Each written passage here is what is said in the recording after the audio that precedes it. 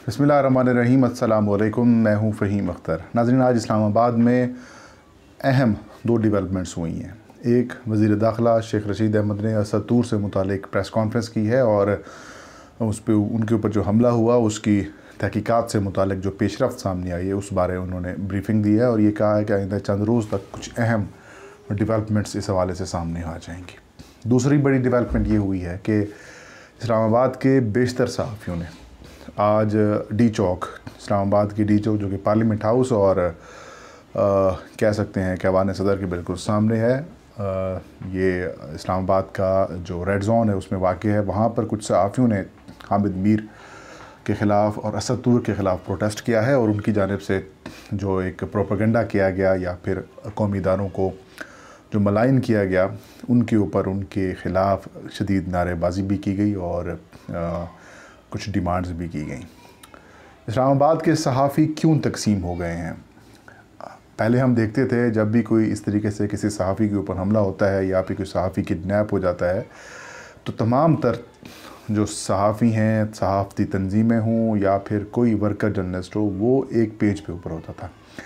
लेकिन असद तूर के ऊपर हमले के बाद से लेकर अब तक जो सिचुएशन है वो ये है कि इस्लामाबाद के बहुत सारे सहाफ़ी, कुछ लोग असद तूर की भी हिमायत कर रहे हैं लेकिन ज़्यादातर उनसे उनकी हिमायत नहीं कर रहे। इसकी क्या वजह है? इसकी क्या अहम वजूहात हैं? दूसरी जानिब आज बिलावल भुट्टो ज़रदारी भी असद तूर की रिहाइशगाह के ऊपर पहुँचे हैं। कुछ दिन पहले PDM की जमातें पहुँची थीं। सबसे पहले जस्टिस काजी फ़ायज़ी साहब पहुँचे थे और उनके बारे में ये कहा जाता है कि जस्टिस काजी फ़ायज़ी साहब कुछ ऐसे सहाफ़ी हैं जिनके ज़रिए वो अपना नुक्ता नज़र या अपना जो मौक़िफ़ है इस सारे जो उनके ख़िलाफ़ केसेस थे, जो समातें हुई उसमें उन सहाफ़ियों को जो चीज़ें फ़ीड करते थे उनमें से एक सहाफ़ी असद तूर साहब भी थे। असद तूर साहब ने वन साइडेड रिपोर्टिंग की और उनमें और भी कुछ लोग साहब शामिल हैं जिनको आप देखते होंगे, सुनते होंगे या फिर पढ़ते होंगे, और सरीना ईसा हूँ या फिर उनके भतीजे हों काजी फ़ायज़ी की या फिर ख़ुद काजी इवन फ़ायज़ी साहब हों, वो उनको बड़ा सपोर्ट करते रहे हैं और यही वजह है कि जब उनके ऊपर हमला हुआ है तो उन्होंने सबसे पहले उनकी अयादत के लिए भी वही लोग पहुँचे हैं। बिलावल भुट्टो ज़रदारी भी पहुँचे हैं, अब शहबाज शरीफ भी पहले पहुँचे, उसके बाद मरियम भी साथ थी, मौलाना फजलुर रहमान भी साथ थे, महमूद खान चकज़ई और बाकी जो PDM की जमातें थीं वो भी शामिल थीं और इस सारे प्रोसेस को, इस सारे मामले को एक पॉलिटिकल रंग दे दिया गया। ये पॉलिटिकल रंग ही एक ऐसी वजह है जिसकी वजह से कुछ सहाफ़ी जो हैं वो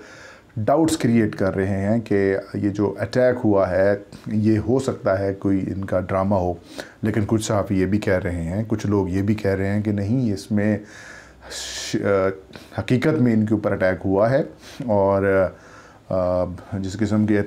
कुछ मुतज़ाद किस्म के इतलात भी ये सामने आई कि किसी लड़की का इनके साथ कोई अफेयर था और उनके भाइयों ने इनको मारा है, जिसकी इन्वेस्टिगेशन इस वक्त इस्लामाबाद की पुलिस कर रही है। ISI उनके साथ ताउन कर रही है, FIA भी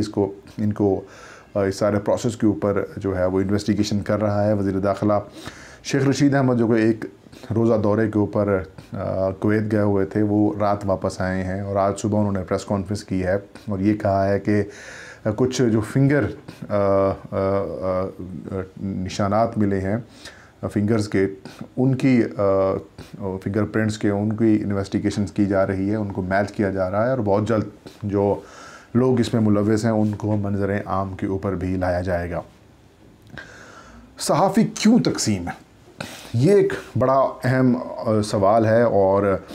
बारहा लोग पूछ रहे हैं। एक वजह, बग़ैर किसी इन्वेस्टिगेशन के और बग़ैर किसी तहकीक के और बग़ैर किसी ठोस सबूत और शवाहिद के जब आपने इल्ज़ाम लगा दिया ISI के ऊपर और पाक अफवाज के ऊपर, इसके ऊपर लोगों में, बिलखुसूस सहाफ़ियों के अंदर, अवाम में तो थी ही थी, लेकिन सहाफ़ियों के अंदर बड़ी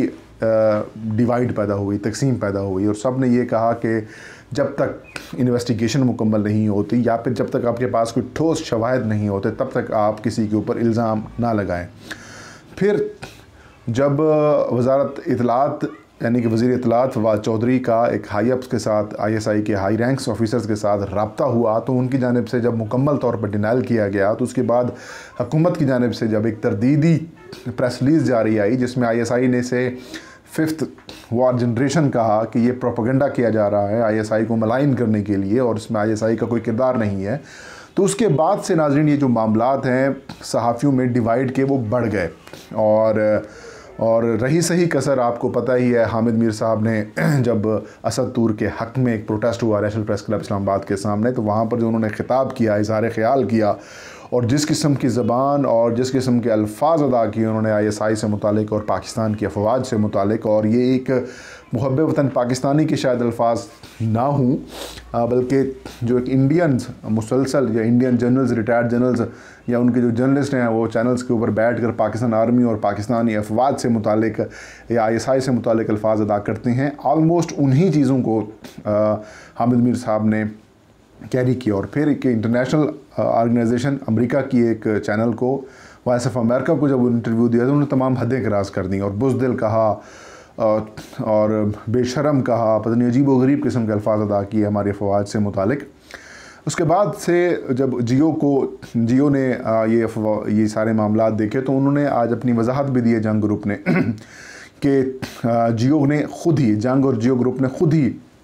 खुद हामिद मीर साहब को ऑफेयर किया है और हमारी कमेटी और हमारा एडिटोरियल कमेटी और वकला जो हैं वो जो बैठेंगे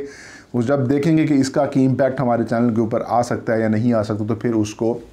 जो है वो ऑन एयर या फिर मुस्तकिल तौर पर ऑफेयर करने का फ़ैसला किया जाएगा। तो हामिद मीर के बयान के बाद या फिर एक जोशीले इज़हार ख़याल के बाद सहाफ़ी तकसीम हुए हैं, उन्होंने मज़म्मत की है। बहुत सारे जो वर्किंग जर्नलिस्ट हैं उन्होंने हामिद मीर की मुखालफत की है, कुछ उनकी हिमायत भी कर रहे हैं। जियो ने उन्हें हटा दिया, फिर PFU का एक धड़ा है अफजल भट्ट ग्रुप का, उन्होंने इनके हक़ में हिमायत की, प्रोटेस्ट करने का ऐलान किया। लेकिन एक दूसरा PFU जो Pakistan federal of union of journalist दस्तूर ग्रुप जो है उसने, जिसके सरबराह परवेज़ शौकत हैं, उन्होंने आज इस्लामाबाद में अपना डी चौक में प्रोटेस्ट किया, हामिद मीर के अल्फाज की मज़म्मत की और ये कहा कि इनके अल्फाज पाकिस्तानी सहाफ़ती कम्यूनिटी से इनका किसी किस्म का कोई ताल्लुक़ नहीं है, और कहा कि पाक अफवाज या फिर पाकिस्तान के रियासती इदारों को इस तरीके से मलाइन करना दुरुस्त अमल नहीं है। सहाफ़ी सोचते हैं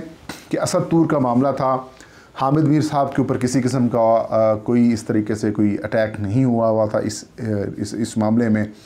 उनकी किसी किस्म की कोई इन्वॉल्वमेंट नहीं थी। लेकिन अचानक हामिद मीर ने जो इतना सख्त रवैया इख्तियार किया, ये अपनी मौत आप मरने के मुतरादिफ़ है, ये ख़ुदकशी से मुतरादिफ़ है और इन्होंने वो काम किया है कि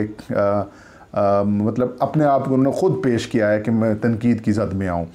क्योंकि बहुत ज़्यादा अग्रेसिव हो गए हामिद मीर साहब और जहाँ ज़रूरत नहीं थी इस तरीके के बयान देने की, इस वजह से उन्होंने बयान दिया और लोग जो हैं वो इसके मुखालिफ हो गए। अब इस्लामाबाद की कम्युनिटी पूरे, बल्कि पाकिस्तानी अवाम भी और जो लोग पाकिस्तान के सियासी मामलात से दिलचस्पी रखते हैं, सहाफ़ती मामलात से दिलचस्पी रखते हैं, वो अब इंतज़ार कर रहे हैं इस्लामाबाद पुलिस की इन्वेस्टिगेशन की रिपोर्ट का कि क्या असद तूर के ऊपर होने वाला हमला वाकई में ISI ने किया या फिर ये एक इनका कि ज़ाती मामला था, किसी लड़की के साथ इनका अफेयर था और उनके अहल खाना ने आके इनको तशद्दुद का निशाना बनाया। अगर मैं मुसलसल अपनी तीसरी वीडियो में ये कह रहा हूँ कि अगर इसमें ISI मुलविस नहीं निकलती तो फिर हामिद मीर साहब की पक्की आप कह सकते हैं कि नेक्स्ट टाइम अगर खुदा न खास्ता किसी ऐसे सहाफ़ी के ऊपर हमला भी किया जाता है तो फिर आपकी कोई बात नहीं सुनेगा। और आपने एक ऐसा जुल्म किया है जर्नलिस्ट कम्युनिटी के साथ कि आपने उन सब का आपने उनका कांधा इस्तेमाल किया और ऐसा इल्ज़ाम लगा दिया कि इसमें ISI मुलविस है। अगर उसमें ISI मुलविस नहीं होती तो फिर तसव्वुर करें कि इनके लिए क्या सज़ा तजवीज़ की जा सकती है। ये मेरा आप सबसे भी सवाल है कि आप भी तजवीज़ करें कि फिर इन लोगों को क्या सज़ा मिलनी चाहिए कि झूठा इल्ज़ाम लगाओ, बेतहाशा इल्ज़ाम लगाओ, लोगों को बदनाम करो और आखिर में वो चीज़ सामने भी ना आए। और अगर ISI के ऑफिसर इसमें मुलविस निकलते हैं, जिसके इम्कानात क्योंकि कम है, अगर इसमें कुछ होता इनकी इन्वॉल्वमेंट तो तरदीद ना की जाती। तो अगर तरदीद के बावजूद अगर कुछ लोगों की इन्वॉल्वमेंट निकलती है, खुफिया एजेंसी के लोगों की इन्वॉल्वमेंट निकलती है, तो इनके ख़िलाफ़ भी सख्त एक्शन होना चाहिए, क्योंकि किसी भी शहरी को तशद्दुद का निशाना बनाना बनाने की इजाज़त आपको नहीं है, कानून को नहीं, कानून में किसी को भी नहीं है कि मावराए अदालत मावराए कानून किसी को इस तरीके से तशद्दुद का निशाना बनाए। और सहाफ़ी जो कि हमारे माशरे के आँख, कान और ज़ुबान है, उनको तो वैसे तशद्दुद का निशाना नहीं बनाना चाहिए। तो नाज़रीन, ये थी आज की वीडियो। इंशाल्लाह नेक्स्ट वीडियो में नई खबर के साथ हाज़िर होंगे। फ़हीम अख्तर को इजाज़त दीजिए। अपना और अपने चाहने वालों का बहुत सारा ख्याल रखें। अल्लाह हम सबका हामी नासिर हो।